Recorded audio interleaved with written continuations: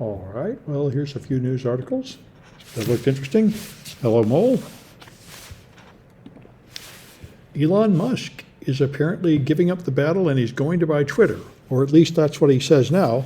I heard analysis from Scott Galloway and others saying that his legal situation was completely indefensible and he was probably going to have to pay a huge amount of money anyway, but he's decided apparently to just give up all battle and just buy the whole thing for the original price, $44 billion. So we'll see if this is some kind of delay tactic and he's going to try to wriggle out of it again or what. If he does get on, then everybody's very excited because his big issue is to promote Donald Trump and put Donald Trump back on there. Now that he's decided that he's going to be a Republican, so many people are upset about that and think it'll make it terrible. I think it'll just make it the way it was in 2015. Anyway, we'll see if any of this happens. He's a very unreliable guy. The EU has passed a law to switch many types of small electronics, including iPhones, to force them to use Usbc by the end of 2024. So it would be nice if we didn't all have to have all these stupid power cables for every device you buy, which you then have to end up throwing away, and that's the idea. They think it'll be less waste of money and environment pollution. We'll see what happens. I know this is, every company seems to, especially Apple, they invented a new power device for every version of everything. So you have to buy all these power bricks, and I think it's just extra money for them. So it might be good. One problem I learned the hard way, though, is that USB-C is a very strange standard. USB-C cables are not all the same, and there's no color code or anything. Some of them will charge your device, some of them won't. So that's very rude. They, that's, in a way, I'm sorry they're settling USB-C as the standard because USB-C is very problematic in practice. So this one I thought was particularly interesting to this malware analysis class. What these guys did was find an old version of a Dell driver that had a vulnerability. This is the North Korea Lazarus group. And so they would send spear phishing email containing a document. And when you opened the document, it would drop this malware on there. And it would then put a rootkit by giving you a Dell driver. See, the Microsoft kernel will not accept unsigned drivers, not even a long time, but this is a legitimate Dell driver, which it will accept. So they install the driver, which is vulnerable, then they use a privilege escalation vulnerability in the driver to gain root command injection on the kernel. And now, once they're in the kernel, they then turn off all the security features they can find. They disable 7 mechanisms in the operating system, like registry, the monitors actions like registry and file system actions and so on. Very nice. They found the Microsoft defenses and turned them off. So then they can do whatever they want to your machine. So that's pretty clever and pretty interesting.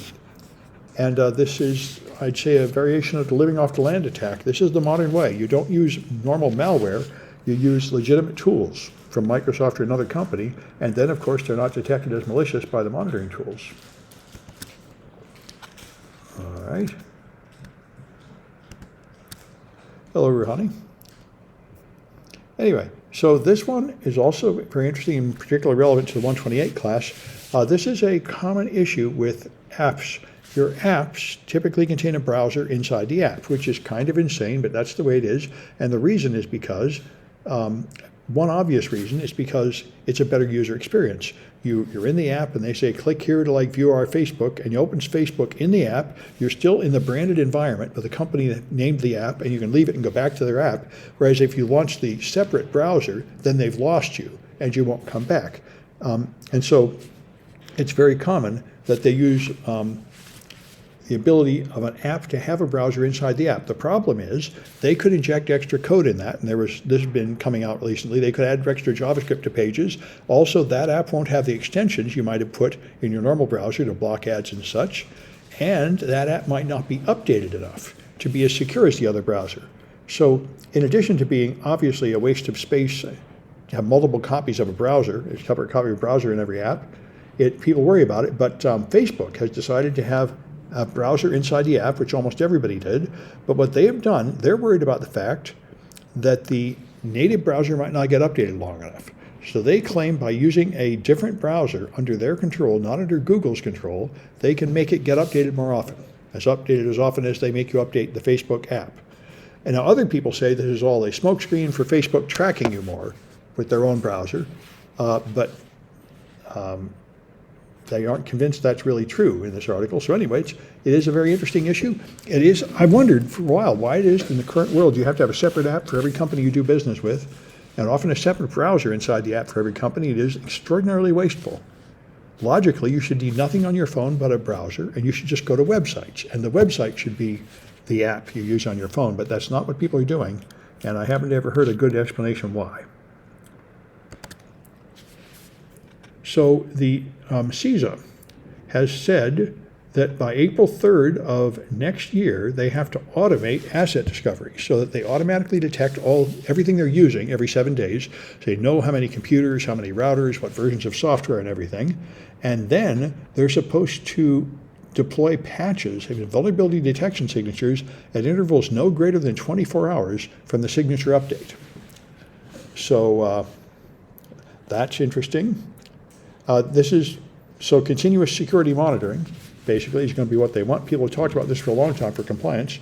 So these are not terribly new, but what is new is to have these harsh requirements.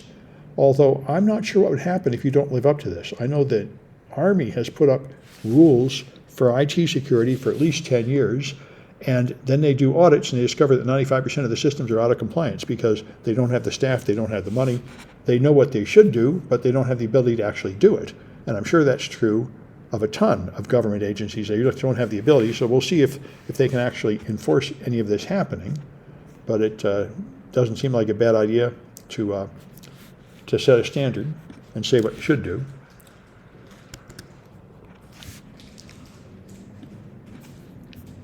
So this was pretty cute.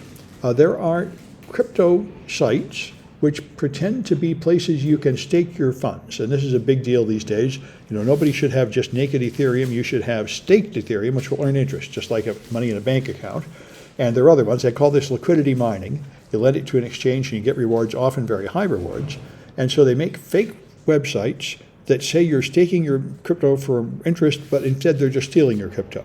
So another batch of crooks have hacked into the scam sites to steal the crypto from the crooks. So they inject extra code into these scam sites, and it listens, and it detects, it watches to see all the cryptocurrency addresses and all the wallet amounts, and it figures out if the wallets have enough money in them, and if they are, then it keeps notes and steals the money. And so it lets somebody else do all the social engineering work to get someone to put money on this thing, and then they steal the money. So there's a kind of poetic justice there.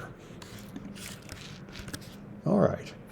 And people are getting more and more nervous that Putin is going to use nuclear weapons. He's threatening more and more every day about it, and now he's taking a convoy to deliver these nuclear weapons to the vicinity of Ukraine. And so people imagine maybe he'll just do a test fire to scare people, but maybe he'll start nuking people in Ukraine, and then the issue is what's America going to do about it? And people have said they really want to do something very extreme to dissuade him, but they've been very unclear about what that would be. And North Korea apparently feels neglected. They fired a lot of ballistic missiles and just fired one over Japan, which is highly illegal, but there is not much of law in international way, and so people in Japan are pretty upset, and I think they don't like being neglected.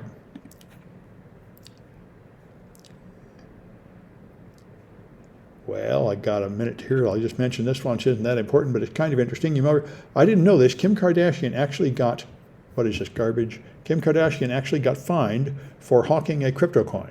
Had to pay she got paid $250,000 to endorse a crypto coin, and then she was fined. But as we all know, Matt Damon made a famous commercial at Super Bowl. I think he got paid $6 million for touting Crypto.com. Fortune favors the brave, and he did not have to pay a fine. And that's because, I don't think these people knew that, but legally, when you push a particular coin, that is a security. and that is regulated by the Securities and Exchange Commission, and there are a bunch of rules. This is why Elon Musk keeps getting in trouble, because he makes outrageous statements about Tesla, but Tesla has stock, and that makes it a security, and there are rules of what you can say to promote a security. There you have to make statements that are true and so on. And if you just push a company, say, please, go buy products at this company, that is not a security, and there's much less regulation over what you say about it. So Matt Damon got away with it, and this Kardashian person did not. Anyway, that's enough of the news. Let me stop that.